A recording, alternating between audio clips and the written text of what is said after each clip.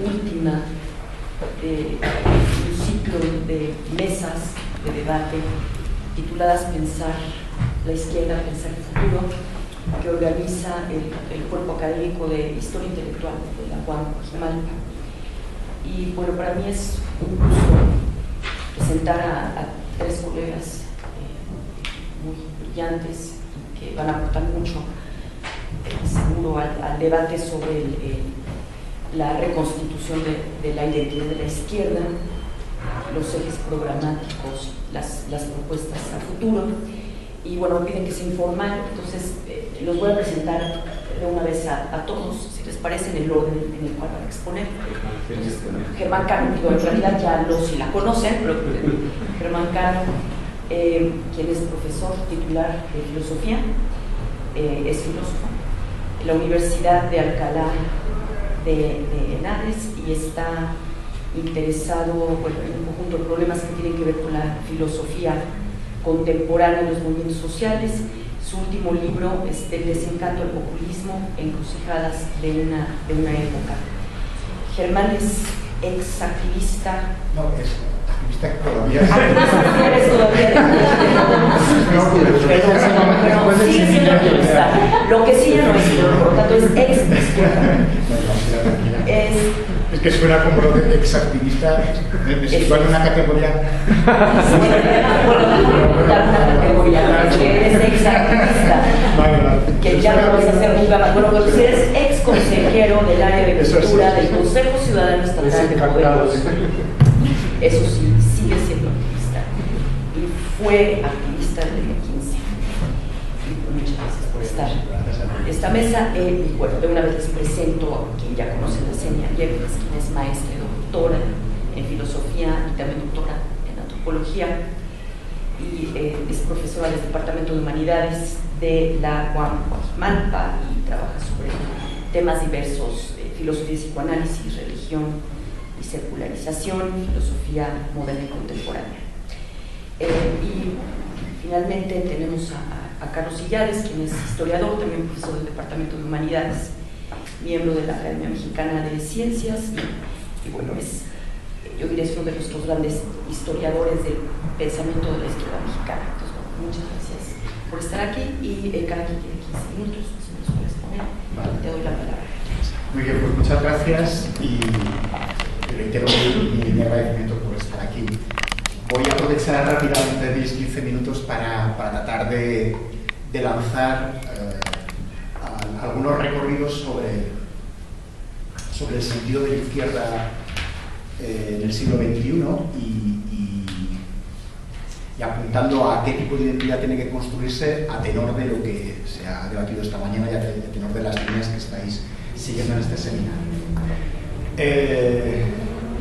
Quizá voy a ser muy apretado, muy denso en algunos momentos, pero prefiero serlo así porque me interesa mucho contrastar estas ideas con nosotros y con nosotros.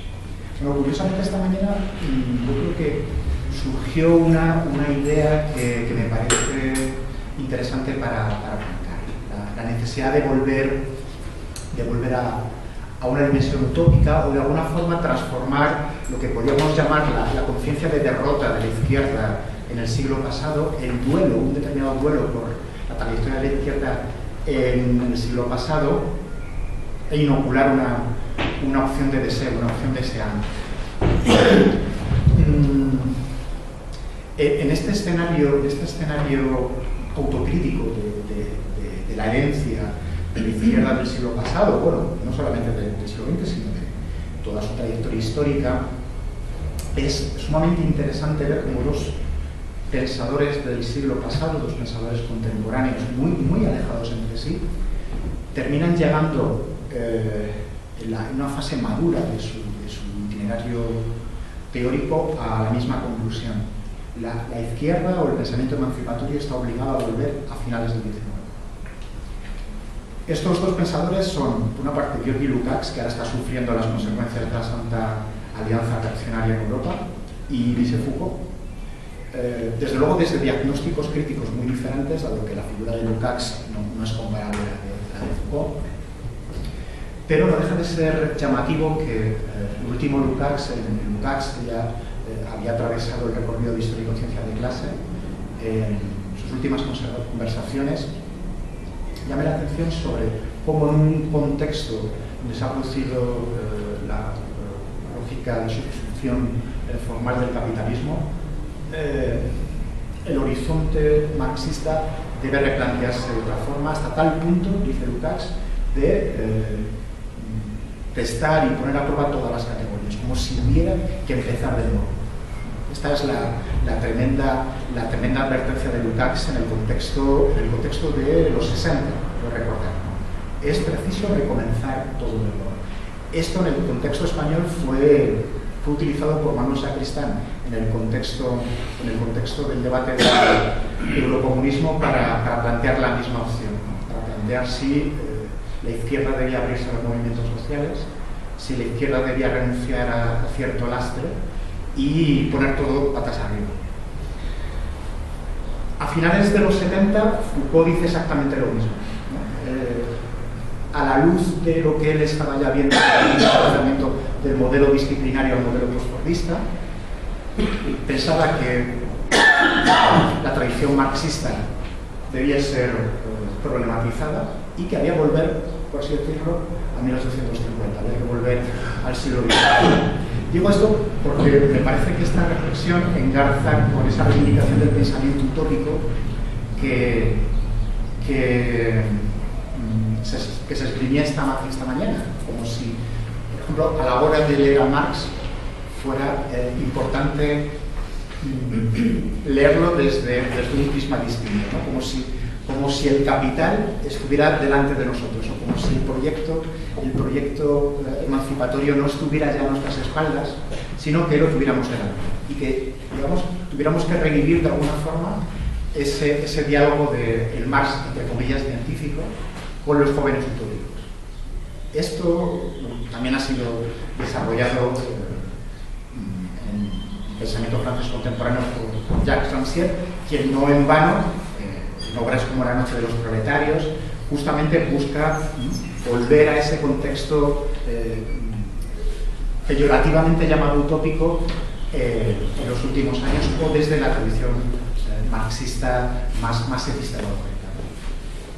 Esto también es muy importante en el caso de Lukács, esta necesidad de volver a empezar y de volver a pensarlo todo de nuevo, dado que el Lukács de Histórico-Ciencia de Clase también había acuñado una fórmula que fue extraordinariamente pregnante para el marxismo, va a decir occidental, pero en general para todo el marxismo del siglo pasado, ¿no? Esta idea que había que, frente a los planteamientos utópicos de compañeros de viaje como Ernst Bloch, dejar de lado lo que Lukács llamaba una epistemología de izquierdas, una ética de derechas, con una epistemología de izquierdas y una ética de izquierdas. Según Lukács, el planteamiento utópico de compañeros de viaje como Ernst Bloch había recaído en el error de, por así decirlo de forma un poco simplificada, tener el corazón bien puesto ante los fenómenos de la indignación, es decir, tener una sensibilidad con respecto a los problemas relativos a la injusticia social, pero acompañar ese corazón bien puesto con una cartografía, una orientación epistemológica hacia la totalidad. Para este Lukács, lo importante del marxismo y de la tradición emancipatoria tenía que ver con la capacidad de articular una mirada desde la totalidad, desde una mirada que pudiera comprender la lógica estructural del capitalismo y sus consecuencias y patologías. Esta es la recriminación que hace a Bloch, un autor por otra parte a reivindicar, y a otros compañeros de viaje, incluso a movimientos llamados de izquierda, culturales, como el expresionismo, el vanguardismo, que no asumían esa atalaya teórica ubicada en la totalidad. En el fondo este es el planteamiento que ha recogido en los años más recientes Fredric Jameson, ¿no? La necesidad de enfocar el problema de la izquierda como una asunción de una epistemología, por así decirlo, de la totalidad, lo que Jameson llama una cartografía cognitiva que nos permitiría justamente entender las contradicciones de nuestro tiempo, reivindicando a este Lukács, ¿no? Bajo esta perspectiva es lógico que el marxismo entienda que toda opción izquierdista solamente ubicada en el plano emocional, en el plano utópico o en el plano de la indignación sea una posición limitada, ¿no? Sea una posición que por no ser capaz de abrazar esa totalidad epistemológica siempre tendría problemas de comprensión, ¿no? Como si esa posición utópica, que Lukács llamaba una epistemología de derechas y una ética de izquierdas, creo que lo he dicho mal al principio, fuera una forma de hacer la necesidad de virtud. El planteamiento utópico sería aquel planteamiento que, en semejanza con el vitalismo, algunos irracionalismos, abrazaría una epistemología de derechas, pero esa epistemología de derechas tenía que acceder a una dimensión propiamente izquierdista, que sería la posición orientada a la totalidad. Debemos, sin embargo, renunciar a la teoría. ¿Y qué posición es la que caracterizaría a la izquierda en este contexto de derrota? Hay una expresión acuñada por Wendy Brown en el año 1999 que ha dado mucho que hablar. Esta expresión es la de la melancolía de la izquierda. Como si la izquierda, tras la asunción de determinadas pérdidas históricas, se hubiera enrocado en una posición orientada más a amar sus razones y pasiones, sus análisis y convicciones, que el mundo realmente existente es susceptible de cambio. O sea, esa izquierda melancólica sería una izquierda que no habría, por ejemplo, asumido el paso postfordista o la transformación de la lógica social a partir de los años 70. Creo que es una acusación que debe ser tenida en cuenta. ¿Cómo reconstruir un planteamiento emancipatorio hoy en día? Debemos renunciar a la perspectiva teórica, debemos renunciar a una posición fuerte. Esta sería la propuesta, por ejemplo, de Jacques Rancière. Rancière entiende que lo que nos enseñó el 68, y esta es para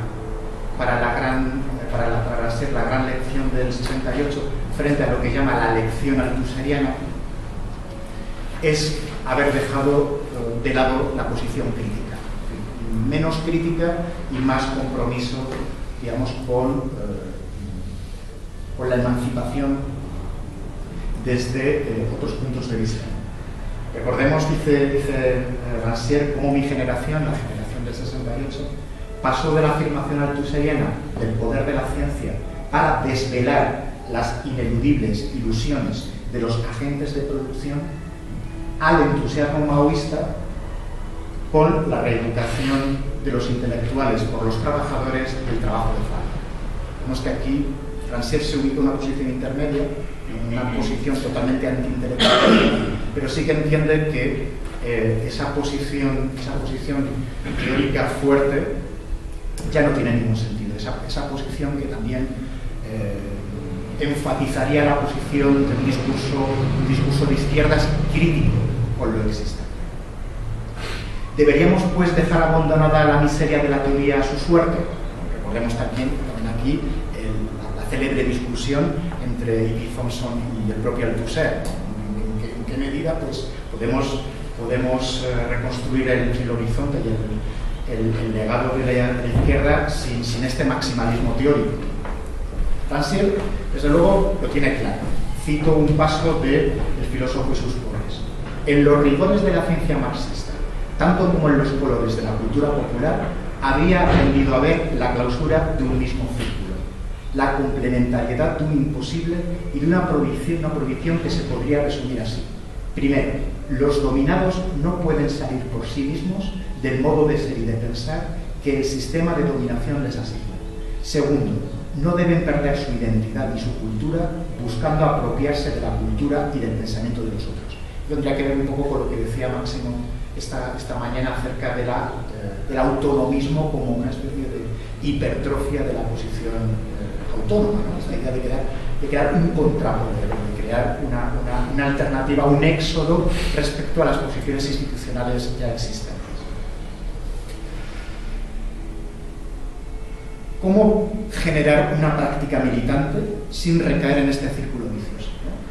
Este círculo vicioso estaría caracterizado por una parte, el filósofo que saca, ¿no?, a los dominados de la taberna, ¿no?, que tiene la luz y que imparte la lección, y por otra parte, esos dominados que no pueden dejar de ser dominados. Por eso, significativamente, el libro de Rancière es el filósofo y sus pobres, ¿no? Como si esta posición de la izquierda tuviera que ver con un pensador, con un teórico que necesitara, que es parasitario de una posición de dominación, de una posición de miseria, de una posición de necesidad, ¿no? Este círculo vicioso me parece que tiene que romperse, ¿no? Y una de las virtudes del pensamiento rancieriano en este sentido es entender que el 68 habría roto este círculo entre la lección y vamos a decirlo, un populismo que idealiza a la clase subalterna. Una lectura interesante de este abandono de la teoría la habría propuesto últimamente Michael Hart en un artículo que lleva como título The Militancy of Theory, ¿no?, la militancia de la teoría.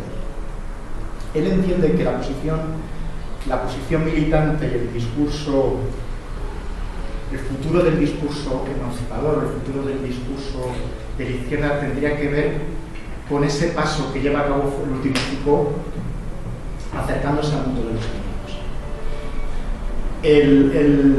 El desarrollo que realiza Hart de esta aventura es el siguiente. Hart entiende que Foucault se había acercado al mundo de los cínicos, entendiendo que la posición crítica de Kant ya no sirve para entender la nueva lógica social, y que en el fondo esa asunción de la crítica lo que haría en última instancia es reproducir la crítica sobre los dominados, ¿no? Por eso entiende que Foucault se habría salido, ¿no?, de esa posibilidad crítica, entendiendo que el militante debe actuar como un intensificador de las contradicciones sociales y de la potencia constituyente. Esto lleva, desde luego, a abandonar cualquier posición hegemónica y a cualquier posición pedagógica en un sentido amplio. Creo que esta opción debe ser reevaluada a la luz de las aportaciones de Gramsci y a la luz de las aportaciones que realiza Gramsci en torno al intelectual orgánico. ¿Por qué? Ya terminaría, digamos, esta intervención llamando la necesidad de recuperar a Gramsci. Porque Gramsci es un autor que, teniendo en cuenta esas críticas, esa posición profética del intelectual o de esa izquierda vanguardista, ¿no?, que enseña el camino de la revolución, asumiendo la necesidad de esa crítica, no por ello abandona la tarea hegemónica o no por ello abandona una cierta tarea educativa y pedagógica. Una pedagogía que debe entenderse en un sentido más amplio, que para Gramsci tiene que ver con la capacidad de conectar y de mediar entre la teoría y la pasión.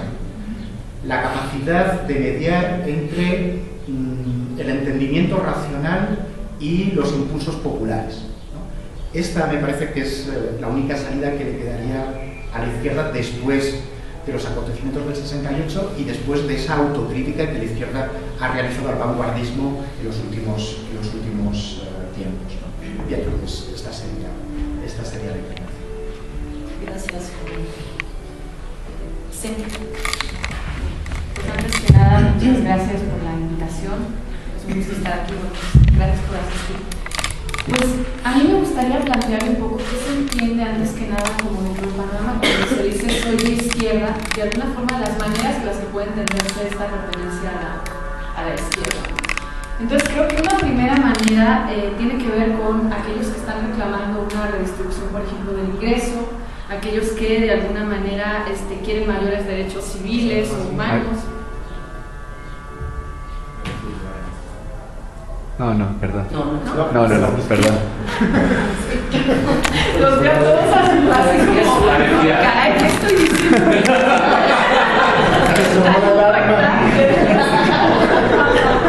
No es, seguro no es. No, es una policía. No, es una arma de carro, pero sí como al principio. Sí. Todo suena lo de la alarma sísmica. Sí es. No, es una patrulla. Es una patrulla. Perdón. Digo. Bueno, entonces quería señalar un poco qué se entiende un poco cuando estamos diciendo que somos o que alguien es de izquierda. Y habría como una primera aproximación donde uno, digamos, ser de izquierda consistiría en apelar a una redistribución del ingreso, a mayores derechos civiles y humanos, a una gestión, digamos, honrada y transparente bajo el Estado de Derecho, pero que no cuestiona realmente el capitalismo en su mutación neoliberal ni en su marcha incesante, ¿no? Me parece que esta es como la propuesta de Morena en su mejor augurio, digamos, en su mejor, si uno hace una lectura generosa, pues. Después están los que se asumen como de izquierdas porque piensan que de alguna forma hay que proponer todavía cuestiones que están vinculadas con los desarrollos del marxismo clásico y la destrucción de la propiedad de los medios de producción, ¿no? Que en ese sentido de alguna manera el capitalismo va a ser una fase de la historia que queda inevitablemente superada, aunque cada vez son menos, pero bueno, todavía alguno queda. Está también quien piensa, y esta es como alguna de las aportaciones que yo creo que es interesante de la izquierda, digamos en el siglo XXI, que tiene que ver con esta aportación de la izquierda lacaniana. La izquierda lacaniana es una tercera opción que piensa que el capitalismo de alguna forma es como la consumación de toda una genealogía histórica cuya mayor, digamos, radicalización se produce en la fase neoliberal porque se trata de cooptar, digamos, por los medios del mercado cosas que de alguna manera deberían de permanecer o que habría que cuestionarse hasta qué punto han sido cooptadas. Para los lacanianos esto tiene que ver con la cuestión de una existencia sexuada, mortal y parlante, es decir, hasta qué punto el discurso del mercado sutura o agota todos nuestros problemas relacionados con la sexualidad, sus diferentes facetas, todos los problemas relacionados con nuestra condición de seres finitos y todos nuestros problemas relacionados con la condición de seres que tienen esta relación problemática con el lenguaje. Para los miembros de esta escuela, reservar o de alguna manera mantener este núcleo que no puede ser alcanzado del todo por el mercado, que siempre nos provoca un cierto malestar en la cultura en torno a todos estos temas, sería una palanca potencial de resistencia a ese mismo mercado, ¿no? Es una de las propuestas. Están también los que más en la línea de Badiou intentan postular, digamos, la fidelidad a una suerte de acontecimiento que se revele como una ruptura imprevisible, excepcional y contingente y que trate precisamente de, a partir de esa fidelidad a ese acontecimiento, dar pie a una reinvención teórica y política de lo que sería el comunismo, ¿no? Están otros que creo que le gustaban mucho a Alejandro, que son los que piensan que el capitalismo en la era tecnodigital va a gestar una suerte de inteligencia colectiva, un cognitariado que va a terminar yendo cada vez más lejos que el modo de producción capitalista, abriéndose a una realidad postcapitalista, ¿no? Están estos también. Están los que, situando el capitalismo en la era postfordista, deducen que el tejido neoliberal no va a poder satisfacer al final todas las demandas sociales que hay y que en ese sentido estas demandas van a poder ser organizadas en una articulación hegemónica que va a funcionar como una suerte de voluntad general de un pueblo que sin embargo nunca hay que confundir con una masa identitaria, homogénea y reaccionaria, sino que hay que entender de otra manera. En este sentido, ahí viene la influencia también de la CLO y todas estas cuestiones, ¿no? Entonces, bueno, en ese sentido me parece que el panorama de la izquierda está dividido en todo esto, ¿no? Personalmente, si yo tuviera que asumir una postura, diría que para mí ser de izquierda implica el pensar que el capitalismo no es una fase, digamos, no es un destino, no es una cuestión que escapa a la contingencia, sino que es algo que puede ser transformado y que realmente puede ser cuestionado y radicalmente cambiado, ¿no? Entonces, en ese sentido me parece que si algo vertebraría para mí lo que es ser de izquierda es este cuestionamiento profundo a la noción del capitalismo. Por lo tanto, la primera izquierda yo la pondría muy entre comillas. Esa es como mi opinión personal, ¿no? En este sentido me gustaría señalar que hay cuestiones que son interesantes aquí, ¿no? Me parece que esta noción de ser de izquierda entonces involucra de alguna forma pensar en el capitalismo como un hecho contingente histórico que tiene una genealogía que debemos de rastrear cuidadosamente. Y en ese sentido me interesa mucho rastrear esa genealogía desde lugares concretos, ¿no? Entonces me parece muy valiosa la aportación de Rita Laura Segato con respecto a esta, porque ella se aproxima además a toda la cuestión del giro colonial y de alguna forma la imbricación entre la aparición o la emergencia de la figura del Estado de Nación moderna con los procesos de acumulación del capital y con la estructura del patriarcado. Ella piensa que son tres procesos que se imbrican y que además en los cuales la conquista de América juega un papel absolutamente fundamental. Me parece que es una cuestión que nosotros debemos de retomar aquí, ¿no? Eso por un lado. Por otro lado, lo que a mí personalmente más me interesa en toda mi experiencia en estos temas, que tiene que ver más con una praxis que con que haya escrito mucho sobre lo mismo, ¿no? Entonces, en ese sentido tiene que ver con varias cuestiones. Me interesaba mucho la discusión que se estaba planteando en la mañana acerca de las autonomías, ¿no? Y que además tiene que ver con asuntos que ha tocado también Germán, con esta relación entre los intelectuales orgánicos, que él propone retomar esta figura de Gramsci.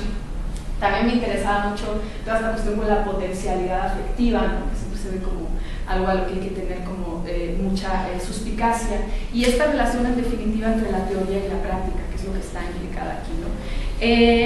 A mi manera de ver, bueno, aparte de dejar claro que lo que me interesaría aportar dentro de estas figuras de caracterización de la izquierda y de mi posicionamiento personal con respecto a ello, es esta noción de la necesidad de hacer una genealogía histórica del capitalismo.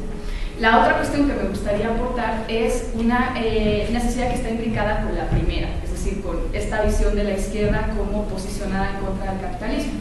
Es algo que yo encontré, o que muchos encontramos en el zapatismo. En un determinado momento el zapatismo se pronuncia en contra del capitalismo.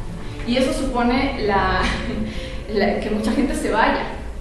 A mucha gente no le gusta, está mucho más contenta con otro tipo de... Pero me parece importante subrayarlo porque creo que luego hay como lecturas de lo que el zapatismo es un fenómeno muy complejo y atraviesa por distintas fases, además tiene como distintas veredas, ¿no? Pero en este sentido, digamos que habría como en este posicionamiento de la izquierda, que yo señalo que para mí sería clave la relación conflictiva o problemática con el hecho del capitalismo, no su convivencia o coexistencia pacífica, sino un cuestionamiento profundo. Me parece que una de las insistencias de muchas de estas propuestas que no pasan por una lógica de Estado-Nación, de articular luchas, tiene que ver, sin embargo, con que tampoco se pierdan como una suerte de realidad rizomática deleuziana absolutamente inofensiva, porque finalmente no acabas pegándole en el núcleo al sistema, sino que está todo el mundo como muy festivamente luchando por su lado y no hay como una articulación. Lo que te articularía todas estas luchas sería precisamente que el problema es el capitalismo, es decir, que aunque sea desde distintos ataques o que sean luchas en cierto sentido autónomas, todas ellas ven como profundamente problemático cómo se están haciendo las cosas en este régimen capitalista, ¿no? Entonces eso me parece que no hay que perderlo de vista. La otra cuestión que me parece que no hay que perder de vista es, bueno, que todo esto pasa por lo que la escuela de la izquierda lacaniana llama por la cuestión de la subjetividad o del sujeto, en ese sentido, ¿no? Es decir, cómo se forman o se producen las subjetividades en determinados regímenes o en determinadas condiciones, ¿no?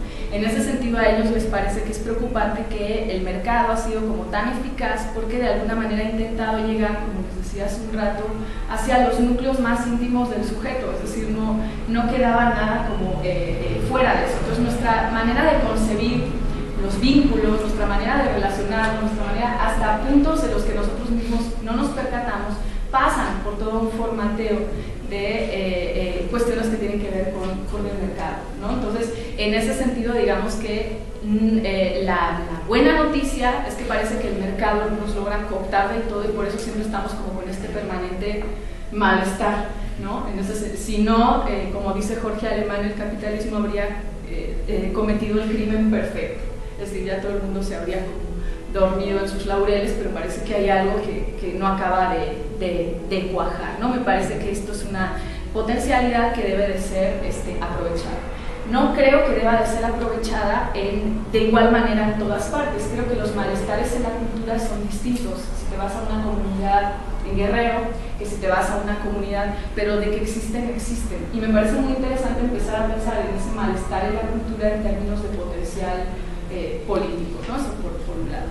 Por otro lado, la cuestión que me parece... ¿tengo tiempo para hablar? Sí. La cuestión que me parece muy importante subrayar y que tiene que ver con, no es nada teórico, tiene que ver con mi propia praxis en las comunidades. Lo del malestar de las comunidades, pues sí he leído a Freud, pero más bien lo he vivido. No he encontrado una comunidad. Yo sé que afuera, o la gente que no está muy familiarizada con las comunidades, piensa que hay como un imaginario de fraterno, de comunidades utópicas donde todo el mundo se lleva flores y no sé qué, pero realmente no es así.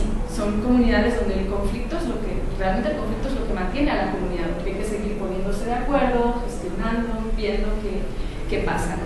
Solo que sí es cierto que ese conflicto se manifiesta de maneras particulares y peculiares, ¿no? La otra cuestión que me parece a mí importante, que señala la vivencia en las comunidades, es precisamente esta noción de quiénes son los que cuentan. Y eso es una cuestión que no es que esté explicitada, yo no la he encontrado así, sino la he encontrado en la lógica práctica. Es decir, es tan evidente para muchas comunidades que es así, que ni siquiera hay necesidad como de evidenciarlo. Hay como una lógica oficial que es la del censo de la comunidad, los que cuentan son estos que están aquí, y hay una lógica que no cuentan solo los presentes, sino que cuentan los ausentes en relación con el pasado y los ausentes en relación con el futuro porque todavía no nacen. Y así se articula todo el tejido comunitario, teniendo en cuenta eso. Me parece interesante porque toda esta noción de lo presente es lo que hace que inmediatamente nos precipitemos a acciones urgentes, a lo que estamos viendo, a lo que estamos de aquí, de antemano, que yo no digo que no sea importante, pero hay que repensar la noción de temporalidad en política, en ese sentido, ¿no? Y hay que repensar nuestro vínculo con el pasado y con el futuro para entender una nueva lógica colectiva de tejido social donde, digamos, la vinculación con los otros fueron y la vinculación de los otros que van a ser sea algo crucial en el entramado comunitario, ¿no? Eso me parece fundamental. En este sentido, Germán hablaba hace rato de la melancolía de la izquierda y yo pensaba, cuando pensaba la relación que yo he visto en las comunidades con el pasado, por ejemplo, que yo no la veía melancólica. Son comunidades que tienen relaciones muy complicadas porque hay un alto, pues muchos desaparecidos. ¿Por qué no la veía melancólica? Podemos releer a Freud, pero estoy entendiendo la melancolía aquí como algo donde uno de alguna manera se queda clavado con aquello que fue y que fue mejor. Ok, no es así.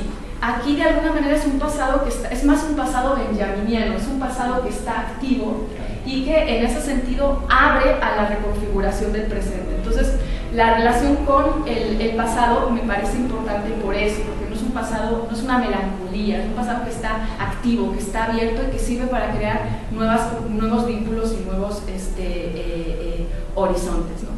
Y bueno, pues creo que ya no tengo casi tiempo.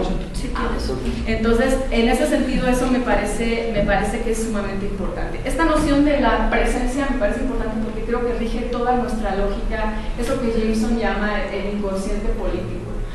La noción de lo presente, o sea, contamos a la gente de los censos, contamos lo que hay ahorita, contamos y no sabemos, y tenemos también esta relación heideggeriana de la presencia a la mano, ¿no? Que es la que implica una relación con la naturaleza que acaba llevándonos al despojo, implica una relación con los otros, que se pierde la instrumentalidad y estos problemas que son desde la trata de personas, la trata de blancas, la explotación sexual y todo ese tipo de cuestiones que debemos atravesar, ¿no? Entonces me parece que desde todas estas vetas se puede articular una nueva cuestión de ser izquierda. La primera condición para mí sería esa que he dicho, hacer una genealogía seria de esta articulación del capitalismo con la figura del Estado-Nación y con todos estos sistemas que he señalado con anterioridad. La segunda cuestión sería repensar la noción de presencia y de comunidad, y en este sentido, este problema que veía Germán de articulación, teoría y práctica, creo que es importante acudir o ver experiencias distintas, que no es que uno traduzca, es que uno pone, hay gente que tiene un martillo, hay gente que tiene, y uno va con su bagaje y lo pone ahí para ver qué se puede iluminar con eso y hacia dónde podemos ir, ¿no? Entonces me parece que podría ser algo sugerente desde ahí. Gracias. Carlos.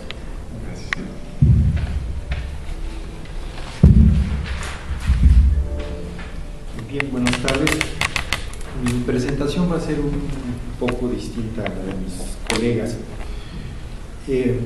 A mí me gustaría plantear algunos problemas a manera de punteo con los que se han enfrentado las izquierdas emergentes, sean las europeas, más las latinoamericanas y particularmente la mexicana o las izquierdas mexicanas en lo que va, digamos, del siglo XXI. Y a la vez quisiera hacerme cargo, así sea parcialmente, de las 6 preguntas con las que nos convocó Alejandro Estrella. Yo creo que esas 6 preguntas más otras, o planteamientos o entradas que hace Alejandro, se le podrían agregar sin duda otras, pero podríamos resumirla en una gran cuestión, desde la perspectiva de la izquierda. Esto es, cómo crear una contrahegemonía que desde la izquierda pueda enfrentar el orden neoliberal o incluso el capitalismo, como lo planteaba Semia. Me parece que ese es como el gran resumen, la gran cuestión, y eso supone, al menos desde el siglo XX, concretamente desde la Revolución Rusa, la idea de una estrategia. Esto es, yo creo que desde la Revolución Rusa hasta la actualidad, más allá de la opinión que tengamos de la Revolución Rusa, China, cubana o la que fuera, todas y otras experiencias se han planteado el problema de la estrategia, es decir, cómo puede haber una estrategia para cambiar el orden existente.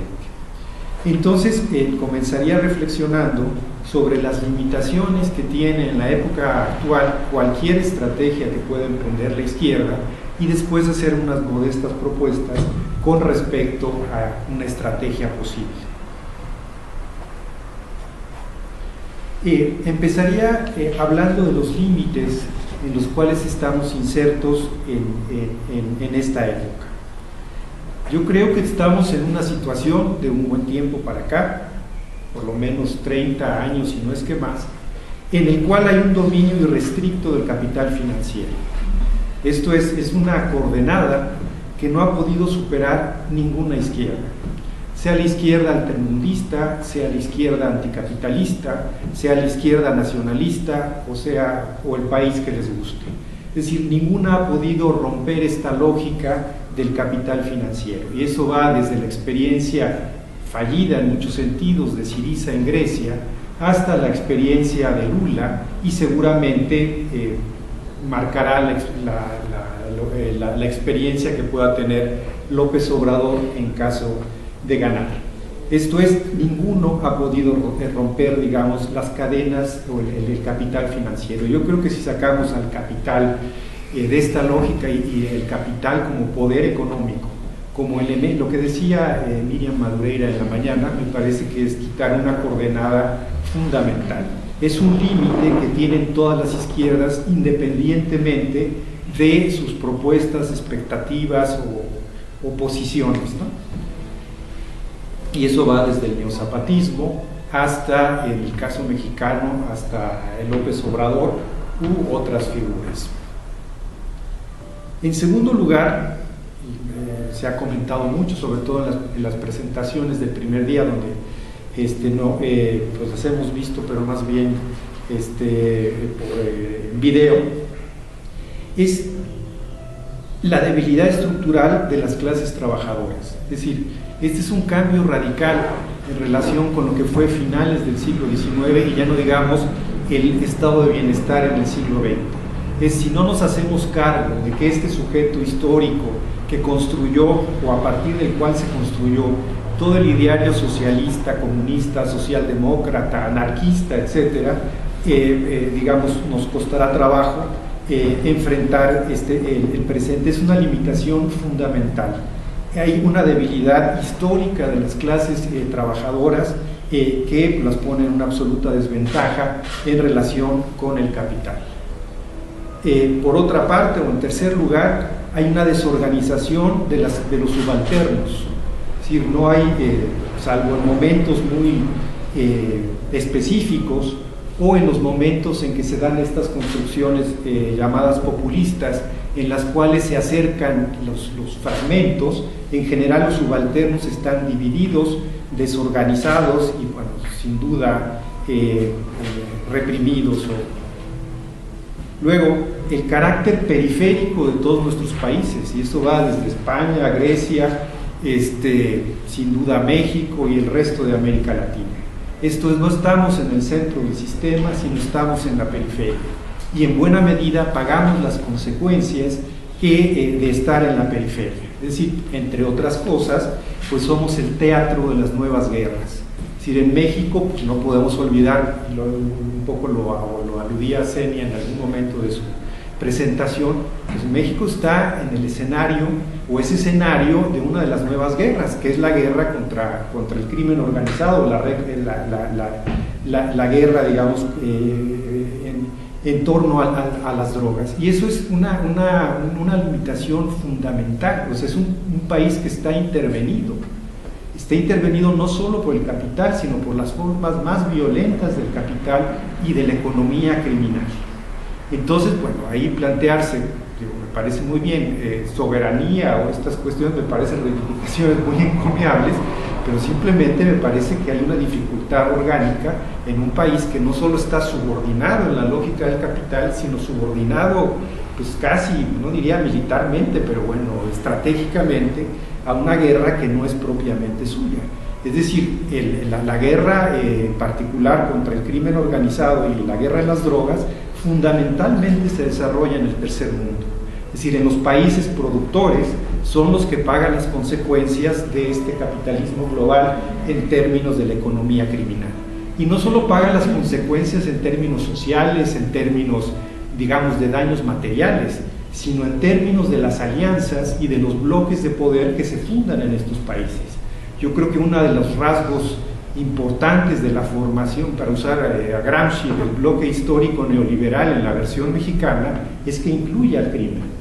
Entonces, el crimen no es algo externo al Estado, no es externo a la dominación, es parte de la dominación.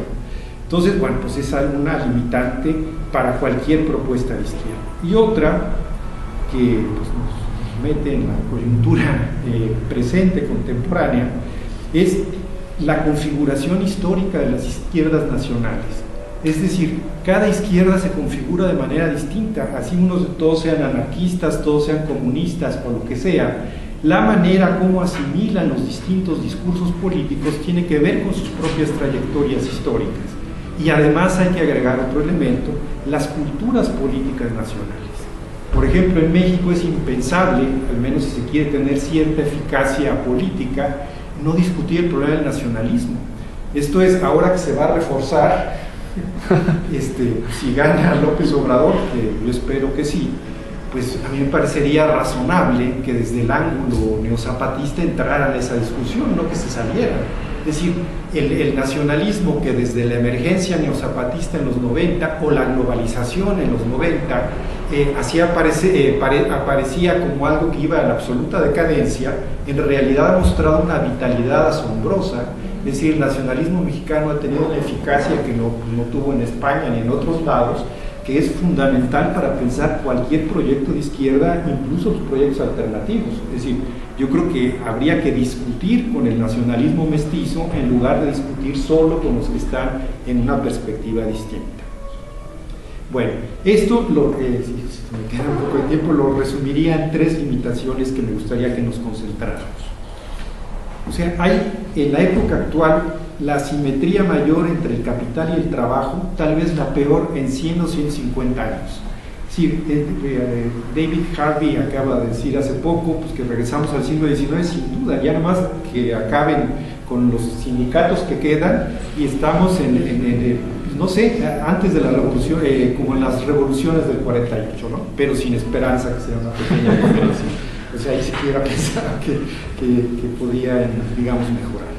En segundo lugar, y esto tiene que ver con el problema de las alianzas, de las que sean, nos gusten o no nos gusten, en la medida en que la base social de la izquierda histórica se redujo considerablemente, en ninguna parte del planeta la izquierda puede ser mayoría por sí misma. Entonces eso obliga a pensar las alianzas. El asunto es con quién y en qué términos. Syriza para gobernar se tuvo que asociar con la extrema derecha, por ejemplo, a Lula en el segundo periodo, ya no digamos a Dilma Rousseff, pues los aliados fueron los que la acabaron liquidando, y ese era el problema de las alianzas de López Obrador, tan, para algunos sumamente extrañas, o otros no nos gustan, pero en cualquier caso es un problema real. Esto es, sin la posibilidad de alianzas es imposible acceder o construir una contrahegemonía. Entonces nada más pongo el problema en la mesa. No hay otra manera de poder construir mayorías. Y lo que les decía, el tercer asunto, resumiendo las limitaciones, que es la configuración histórica de las izquierdas nacionales. Esto es, la configuración histórica delimita los horizontes de la izquierda, y estos además son aún más constreñidos por la cultura política de cada uno de los países. Y en México, lamentablemente, pues tenemos una cultura política clientelar, corporativa, etcétera, etcétera, no la detallo, que que tenemos que discutir, que ojalá un día la podamos cambiar, pero que simplemente no la podemos ignorar.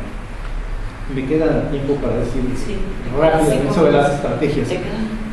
Pues sí, no lo dejes aquí. Entonces, bueno, esos son creo que los límites para cualquier propuesta de izquierda, sea digamos, los que quieren que México tenga una izquierda socialdemócrata, los que quieren que tengan una izquierda populista, o los que quieren una izquierda, digamos, anticapitalista. Cualquiera de esas posturas tendrá que enfrentarse, creo, a esos límites. En cuanto a la estrategia, pues son una serie de obviedades, pero creo que en buena medida las hemos olvidado. Yo creo que desde Lenin aprendimos que sin organización no hay una sola posibilidad de cambio. La organización, pues ya no será el partido de cuadros, ya no será, puede ser el partido o puede ser el movimiento, lo que quieran, pero sin organización no hay ninguna posibilidad de cambiar, así sea mínimamente, el statu quo, independientemente de las formas que se adopten. Entonces yo creo que es algo que debería contemplar cualquier estrategia. En segundo lugar, de izquierda, en segundo lugar, replantear la relación con los movimientos sociales. Ha sido casi una especie de sueño o de lugar común de decir que la izquierda que está con los movimientos sociales está del lado correcto y la izquierda que no está con ellos, pues está casi como del lado equivocado de la historia. Esto es, hay que discutirlo y hay que ver cómo los movimientos sociales pueden potenciar o no la acción de la izquierda. Sin duda, pues lo que nos hubiera gustado, en México pues no surgió un Podemos, ya a estas alturas ya no sé si sea bueno o malo, debo decir, pero bueno, hace 2 años me parecía bueno. Cuando me parecía bueno, pues que era lo óptimo. Esto es, de los nuevos movimientos sociales salieron formas políticas nuevas. En el caso mexicano, los movimientos sociales son profundamente antipolíticos, son discursivamente antipolíticos, y entonces lo que hacen es bloquear o al menos obstaculizar cualquier relación con formas políticas, porque piensan que cualquier forma política supone una especie de manipulación, perversión, etc. Obviamente el siglo XX acredita con muchos ejemplos esto, no digo que sea simplemente un asunto de una percepción equivocada o discutible, o sea, hay datos duros. Y entonces lo que no ha ocurrido, y aquí hablo específicamente de México, es que de los movimientos sociales salga una nueva izquierda. Pero lo que sí es cierto, que si tiene una posibilidad real de ganar López Obrador ahora, es porque captó el descontento que se expresó en los movimientos sociales. O sea, una diferencia entre España y México, o México, Brasil de un lado y de otro lado España, es que tanto el PT brasileño como Morena, en el caso mexicano, lograron, no son formas políticas nuevas, pero son beneficiarios de la movilización social que ha habido en México durante varios años, y sin duda a partir de Ayotzinapa. O sea, ese descontento no fue a dar al zapatismo, fue a dar a Morena. Y además, a diferencia, por ejemplo, del 2006, en el caso mexicano, se concentró en un solo polo. Es decir, buena parte de las posibilidades que tiene ahora de ganar López Obrador es la debilidad, casi pues ya está en rigor mortis, el PRD, y de otro lado el fracaso de la candidatura neozapatista o del Consejo Indígena, para ser más precisos. Esto es un descontento amplísimo, una movilización social bastante alta, pero que además se ha concentrado en un solo polo. Entonces eso le da posibilidades, digamos, bastante grandes. Me voy ya muy rápidamente en las que siguen. Pues yo creo que hay que recuperar la figura del intelectual orgánico, o sea, ya suena una especie de anacronismo, pero lo que hemos vivido en los últimos 30 años, por no decir más, es la desconexión entre los intelectuales y los movimientos sociales, o los intelectuales y los partidos. Yo creo que ahí sí podemos aprender bastante de Podemos y de este vínculo otra vez entre los intelectuales con las organizaciones y los movimientos.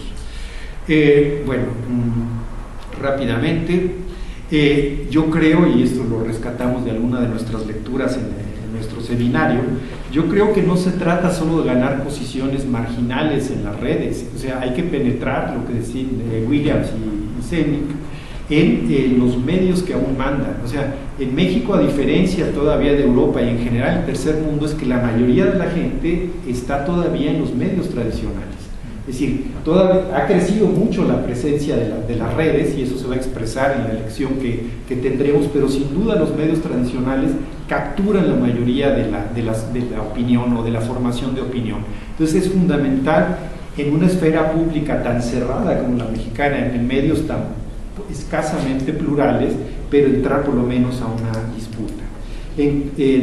Por otro lado, yo creo que hay que politizar el descontento, y a diferencia de lo que plantea Xenia, yo creo que hay que salir de los márgenes, hay que estar donde está la gente, hay que estar donde está el núcleo, digamos, y el núcleo en México pues es esta, decían hace rato o ayer, esto del monstruo del cual se hace cargo el populismo.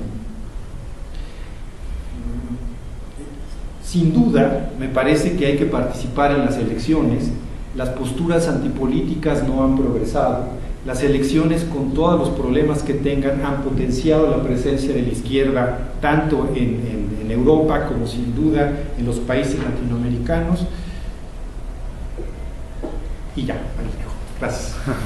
Gracias. Abrimos entonces el debate. Tenemos hasta las 6:30. Sí, puedes ir a tus años. Bueno, alguna alusión. Sí, claro. Por alguna alusión. Pues, a ver, yo creo que lo que han dicho los dos, ¿no? Pero como me acaba de aludir Carlos, bueno, pues voy a tratar de formular como una idea que tengo. La cuestión para mí sería si realmente lo que, digamos, independientemente, yo ahí sí creo que está bien la gente que vote y la gente que no vote, y como tú has dicho, lo importante es la organización para mí. O sea, lo terrible sería que no hubiera, digamos, que voto y que además nadie se organizara, ¿no? Eso para mí sería como lo más grave del asunto, ¿no? Eso empezando por un lado. ¿Por qué sostengo esto?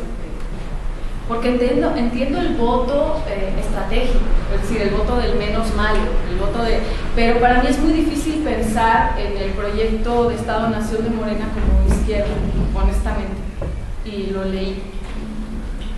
¿Sí? Entonces, en ese sentido, me parece muy difícil ver en eso una conquista de posiciones de la izquierda. No significa que a lo mejor en ciertas cosas no estemos menos mal, pero de alguna manera la opción sería como el menos malo, ¿no? Es para mí una manera de avanzada de la izquierda en este sentido. Entonces, en este sentido, yo...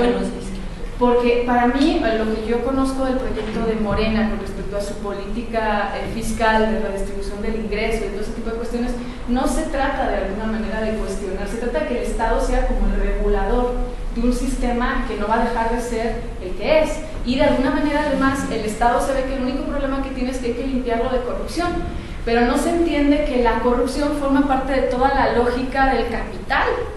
Es decir, que el lavado de dinero y todas estas cuestiones no son como accidentes chiquititos que uno pueda reparar y mantener intacto el capitalismo, sino que el capitalismo funciona con esas cosas. Entonces, a mí yo no veo eso absolutamente nada claro. Eso por un lado. Por otro lado, la política medioambiental de Morena, si el Estado sea el que crea las infraestructuras y todo ese tipo de cuestiones, me parece que es una política de la modernidad rancia, es decir, que cuenta con un mundo de idea de progreso, la idea que se sostiene con los recursos naturales casi como si fueran ilimitados e infinitos, entonces me parece que es profundamente problemático. Yo no veo ahí cómo, pues, ¿no? Lo cual no quiere decir que no vea que no hay cosas que me parezcan interesantes, pertinentes o muy sugerentes, ¿no? O sea, la cuestión de la amnistía tan debatida me parece que es algo que por supuesto debe de plantearse, por poner un ejemplo, ¿no? Entonces, bueno, en ese sentido digamos que ese es como mi reparo. Uno no está, o yo no voto por estar en los márgenes, así como sino porque de alguna manera habría que ver dentro de ese campo de fuerzas.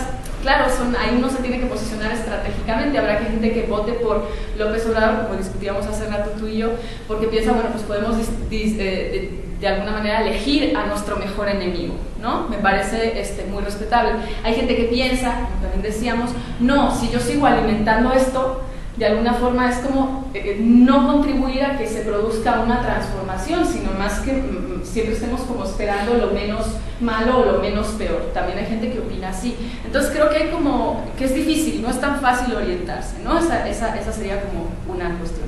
La otra cuestión que me gustaría señalar brevemente es la cuestión del nacionalismo, que sí tienes un punto ahí. De hecho, claro, cualquiera que tenga ojos lo ve. La izquierda anticapitalista no le supone al sistema nada, porque ni siquiera parece estar ahí, es decir, no se la ve. Entonces, los que de alguna manera han podido como figurar como sin ni siquiera salir del capitalismo, son estas cosas, sí, estos proyectos nacionalistas, como el de los Kirchner, como todos estos que luego se van cayendo, ¿no? Va pasando lo que ha pasado, pero que sí plantean como algo que pone nervioso, ¿no? Entonces eso es una lógica interesante. Ahora yo no estoy tan segura, porque finalmente son proyectos que se caen. Es decir, creo que también parte de, si uno piensa en estas doctrinas del shock, en estas cuestiones, creo que también esa efervescencia o esa como inquietud que surgen ante ciertos proyectos que sin embargo no están fungiendo como una alternativa real a algo distinto al sistema de capitalismo, puede ser incluso algo que en el fondo repercuta en que la situación no acabe de salir del empantanamiento en el que está, ¿no? Entonces, en este sentido, el nacionalismo yo creo que es una cuestión, y eso vincula con que se está discutiendo en estos lados marginales. Se está discutiendo la figura del Estado-Nación, porque yo creo cuando tú señalas, bueno, es que el Estado-Nación, ¿no? O sea, como que un Estado de izquierda, el problema aquí es la figura del Estado y todo lo que implica la figura del Estado, tal cual por lo menos ha sido su emergencia histórica, su genealogía. Es decir, cuando hablamos de Estado-Nación, en realidad, bueno, las naciones desde Gellner hasta Benedict Anderson son estas comunidades imaginadas, lo cual no quiere decir que no tengan efectos muy reales de las subjetividades y de la materialidad, ¿no? Pero además la nación parece de ir junto con pegado con el Estado, ¿no? En nuestro plano político moderno. Y el Estado es una figura sumamente, digamos que es una figura que habría que empezar por deconstruir, porque pensamos que simplemente se trata de que alguien cambie de poder y que vamos a tener un Estado o el Estado, pero ¿cómo surge el Estado? ¿Cuál es, digamos que es todo lo que está sosteniendo la figura o la propuesta del Estado, ¿no? Entonces, en ese sentido me parece que es importante. Yo en algún lado planteé de las pocas cosas que he escrito sobre esto. El Estado tiene que ver, o sea, una de las monopolio legítimo del uso de la fuerza, ¿no? Desde Max Weber. Entonces, en ese sentido, el Estado siempre involucra una suerte de ambigüedad con respecto a su propia población, con respecto a la nación, porque es el encargado tanto de vigilar digamos, la cuestión con la exterioridad, pero también de garantizar la paz interna, ¿no? Entonces, el Estado es una figura que es muy difícil pensar que tal cual ha sido concebida la vamos a mantener en un equilibrio y en una neutralidad. ¿Sí? Eso es como una cuestión que creo que habría que replantear más finamente. Y ya. ¿Puedo decir tres cosas sin entrar en polémica? Porque si no vamos a ver con las alusiones. Sí, le permito que diga tres cosas. Dile no. No me tardo. Diego. Nada más, si hablas tú después, ¿eres Diego? Diego, y después me puedo notar yo. Sin duda. Como ves. Mira, a mí no me gusta el nacionalismo. O sea, yo vengo de la izquierda socialista, diría comunista, no es algo que me guste. Tampoco me gusta el Estado, pero yo creo que en México sería bueno que tuviéramos Estado. O sea, parte del problema, antes de destruirlo, primero tener uno, ¿no?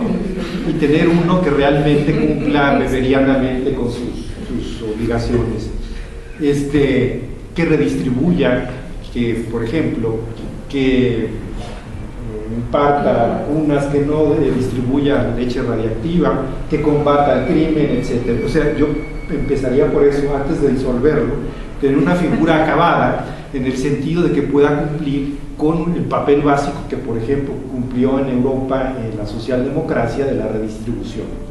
Y la redistribución más efectiva en la historia de la humanidad ha sido a través del Estado y a través de la gestión de la socialdemocracia. En segundo lugar, no todas las izquierdas históricamente son anticapitalistas, o sea, no, por eso, pero incluso a la hora de las definiciones, o sea, y no hablo de la Revolución Francesa, o sea, tan solo hablo del primer socialismo. El primer socialismo no era anticapitalista. La socialdemocracia, al menos durante un largo tiempo antes de la era neoliberal, era, pues, creo que una izquierda y no era anticapitalista. Entonces, que la definición sea el anticapitalismo no es solo una versión de la izquierda, no digo que sea, no sea, sea desdeñable, etc. Y en relación con lo de la corrupción, yo creo que en el caso de López Obrador, con todos los defectos que pueda tener, hay que distinguir su lenguaje viejo del contenido. En el caso de López Obrador, la corrupción no es la corrupción, la del policía de la esquina. Para él la corrupción es la alianza entre la política y el dinero. Sí, y eso no me parece una cuestión menor. Es el problema que se planteó Podemos, es el problema que se planteó Syriza y que se plantean las izquierdas en el mundo. Ya. Diego. Sí, yo quería preguntar un par de cosas a Germán, también como haciendo justicia de la interesante exposición que nos dio, porque si ahora nos ponemos directamente a hablar de la situación, todos estamos de hablar de la situación, los españoles aquí yo quería preguntar en esta suerte de genealogía de los contornos históricos de la izquierda, justamente dónde entraría la historia y la memoria, ¿no? Porque, digamos, en esta suerte de operación hegemónica, populista, muchas veces se tiende a decir, bueno, es que lo viejo no funcionó, no se construyó esa voluntad, ese pueblo, entonces hay que crear algo nuevo. De tal manera que un poco la historia se le rechaza y la otra opción que tenemos es estirar la melancolía, ¿no? La melancolía de izquierdas, que acaba siendo, pues, muy fructífera para construir figuras estéticas, pero poco útil en la batalla cotidiana de las ideas y de la política, ¿no? Yo creo que una idea interesante de Thompson es lo de las vías muertas de la historia, ¿no? De cómo poder resaltar ciertos instantes de peligro, ¿no? Para hablar con Benjamin, en donde las cosas no tuvieron que ser así, ¿no? Y cómo entraría, digamos, esa propuesta, ¿no? Benjamin Thompson, en lo que tú dijiste. Y yo le quería preguntar a Senia y a Carlos para seguir atizando la polémica. No, yo creo que... Contéstese y ya acaba. O sea, todos ya estamos un poco viendo que López Obrador va a llegar y todo. Yo no estoy tan seguro, creo que el repertorio turista de fraudes y todo eso no está tan agotado. Creo que la ley de seguridad interior también puede estrenarse el 2 de julio. Pero les preguntaría un poco cómo construir oposición desde la izquierda, ¿no? O sea, y eso implica cuál va a ser, o cómo creen ustedes que va a ser el lugar de los movimientos sociales en un escenario de progresismo en México, ¿no? Porque yo creo que hay un riesgo real de que pase como, o sea, a los dos momentos históricos que creo se asemejan más, pueden ser el del cardenismo y el del 88, ¿no? Es decir, en donde ya el campo de izquierda esté muy, pues no quisiera decir cooptado, pero muy avasallado por esta nueva esperanza, ilusión del progresismo, y en donde haya muy pocos receptáculos para construir otro tipo de izquierda, ¿no? Máximo, que estaba en la mañana con nosotros, tiene un libro justo de esto, de cómo la izquierda socialista se difuminó en el 88 porque ya no tenía campo de interacción, ¿no? Todos pasaron de ser maoístas, trotskistas, no sé qué, a una conversión del cardenismo muy fuerte que dejó poco espacio de intervención. Entonces, ¿cómo están vislumbrando ustedes? ¿Cómo creen que podría ser una oposición por la izquierda con López Obrador, ¿no? En el poder, en el gobierno? Gracias. A ver, yo quería polemizar un poquito con Celia acerca de Morena, pero creo que Carlos ya te dijo algo. O sea, Morena creo que lo que defiende es un proyecto nacionalista y de Estado benefactor. Entonces, bueno, que además es una pregunta, ¿no?, para toda la mesa, ¿no? Digamos, ¿dónde está como toda esa reflexión acerca del Estado benefactor como probablemente todavía un horizonte a partir del cual se definen distintas posiciones políticas, ¿no? La geometría clásica de izquierda y derecha. Digo, Morena no, tampoco me gusta mucho, pero bueno, esa es una de las izquierdas que tenemos, y creo que entre otras cosas es izquierda por eso, porque defiende ese proyecto.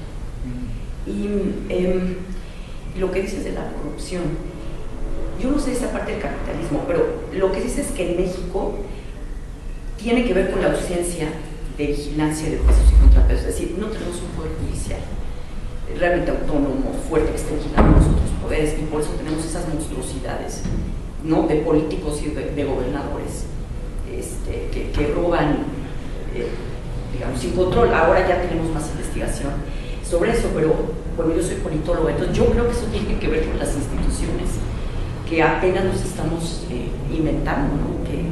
O sea, estamos inventando que necesitamos un poder judicial autónomo, imagínate, y que funcione. Entonces, bueno, creo que esa es parte del asunto. Y la otra cosa, me gustaría que elaboraran más sobre el significado de intelectual orgánico en la actualidad.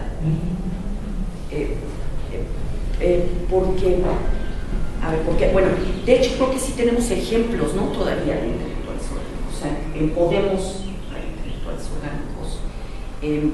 Yo diría, Carlos, que en México durante la transición a la democracia tuvimos intelectuales que estuvieron muy vinculados al proceso de democratización y que participaron directamente en el diseño de las nuevas instituciones y del sistema electoral, del sistema de partidos, etc. Entonces, bueno, como que sí tenemos ejemplos de eso. Y, digamos, ¿en qué están pensando? Pues si pueden elaborar más sobre este concepto. Nada más, gracias. Tomamos las preguntas. Bueno, te iba a ti, Germán, en realidad, luego a Francisco. ¿Quieres hablar ya o quieres que tome? Hay un montón de cosas, no sé si hay más palabras. Creo que hay muchas preguntas, a lo mejor. Pero hay bastante ya, creo que hay bastante tela, pero vamos, si queréis una más y cerramos esta primera ronda. Sí. Lo que tú digas, pero es la que manda. Ay, es una respuesta. A ver, porque tengo a Francisco, a Jaime, y no sé, te llamas, perdón. Marvel y a Jorge. Vale, pues ¿Tomamos todas las preguntas? Todas No, una vez. Quizá yo porque vamos contestando. Sí, yo creo que contesten y ya lo otra ronda. Así sí media habéis dicho, ¿no? Bueno, entonces, a ver, ¿les parece si tomamos la de Francisco? Y entonces sí. Sí, ok. Bueno, yo tengo también un comentario más de la política, prolongando las discusiones de la comida que ahora están también en la mesa, y una pregunta para Zenia. No, yo creo que, digamos, no sé hasta qué punto a la hora de clasificar o intentar definir a la izquierda sea un ejercicio productivo o más bien depende para qué, ¿no? Digamos, esta exclusión de lo no capital, la izquierda solo es anticapitalista, me parece que es productiva en tanto para fijar un horizonte de acción como muy lejano, ¿no? Pero si estamos pensando más en la estrategia de la que hablaba Carlos, como descartar cualquier opción, digamos, que no sea realmente radical, produce ese efecto que pareciera que a lo mejor no estabas diciendo, pero que solamente se puede trabajar como desde los márgenes y no como en el centro, ¿no? Yo creo que a mí me gusta más la idea de definir la izquierda, si hay que hacerlo, y más desde una perspectiva histórica como la que suele usar Carlos, que es como la preocupación por la cuestión social, es decir, por la pobreza, por la explotación, por la situación de las clases trabajadoras, etcétera. Y yo creo que ahí el papel del Estado para mí jugaría un elemento central, es decir, casi solo a través, digamos, por lo menos en términos estratégicos, de la acción estatal dirigida a la búsqueda de la resolución de la cuestión social, es un proyecto de izquierda para mí que podría ser en ese sentido como válido, ¿no? Muy en contraste con lo que justamente diría Senia, que sería anticapitalista, pero también como antiestatalista en muchos sentidos, ¿no? Por esta identificación entre Estado, capital, patriarcado, etcétera, ¿no? Entonces, bueno, ese es más como un comentario. Y la pregunta que es específicamente sobre algo de lo que hablaste, que como que me parece que es muy interesante, ¿no? A la hora de que, como nos contabas de tu experiencia que has tenido, supongo que en algunas comunidades indígenas, igual me gustaría saber como más en concreto como en cuáles, desde una perspectiva como crítica en términos de no a la esencialización, no a la como exotización o esta idea de que todo es, ¿no? O sea, armónico y tal, con la cual, digamos, comparto.